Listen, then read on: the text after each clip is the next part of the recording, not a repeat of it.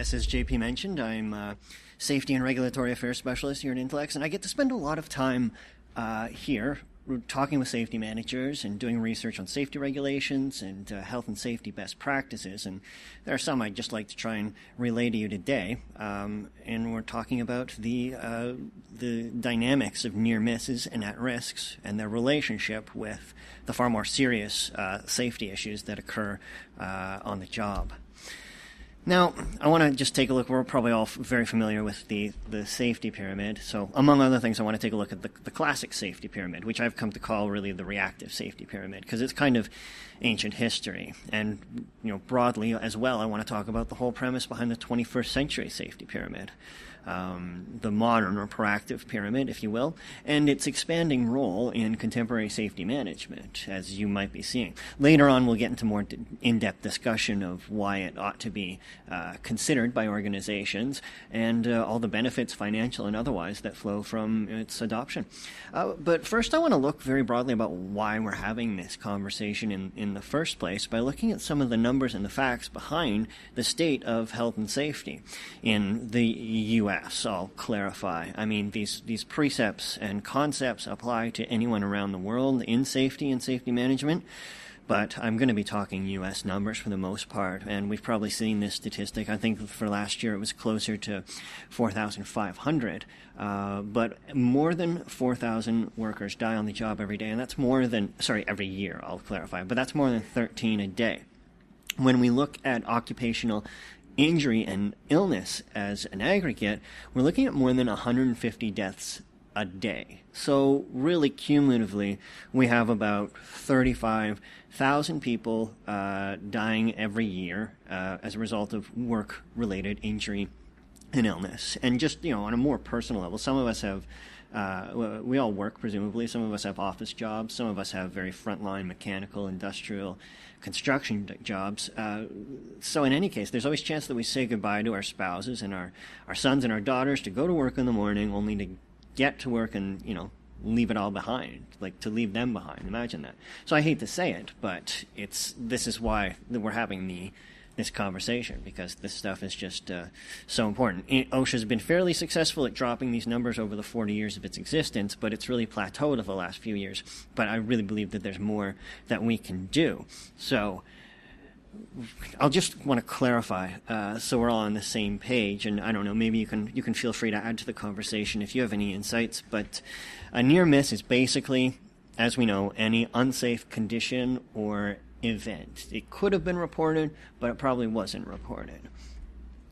This is an extreme example of a near miss on the job as well, but it doesn't have to be that severe. At risk, these are more systemic problems that are a little bit more habitual, a little bit more ineffable, and hard to tell what they actually are, but actually can be tracked fairly robustly. We're looking at root cause stuff, habitual stuff. Think of training deficiencies, for example, or it could be inadequate skill. It could be low motivation. It's these things that we can pick up on, but we don't think to actually report on. Just going to look at this case study here. There's a power plant in Louisiana. I'm going to refrain from disclosing the name at this point, but it implemented a Nearmiss reporting initiative a few years back.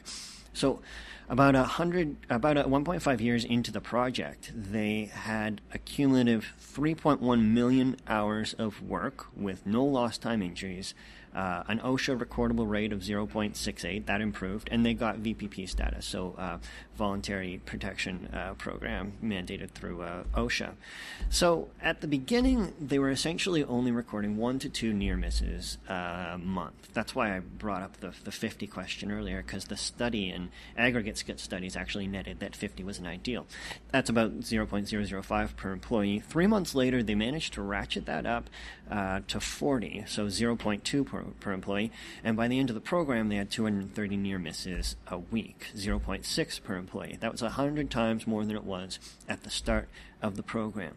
Management interviewed afterwards. It was an entirely coordinated campaign where they really managed to get all the employees on board and confront some of the barriers to near-miss reporting that we'll chat about shortly. They found it improved employee involvement and engagement, and they found that they identified and controlled previous unknown or unseen risk, which is obviously substantial.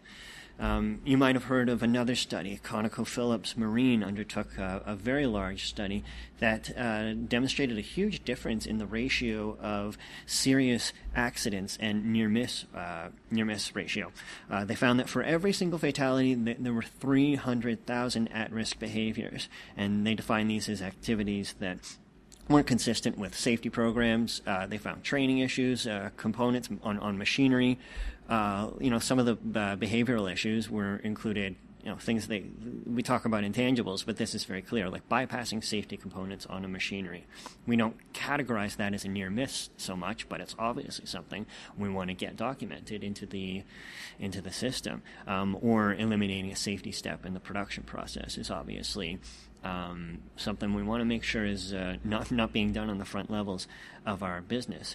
They found it reduced the chance of fatalities occurring since there's a lower frequency of at-risk behaviors, and the variation could be explained by distance or time too. For example, like the injury was missed by 1 second or by 1 inch, so that's taking the intangible and actually applying concrete metrics to it.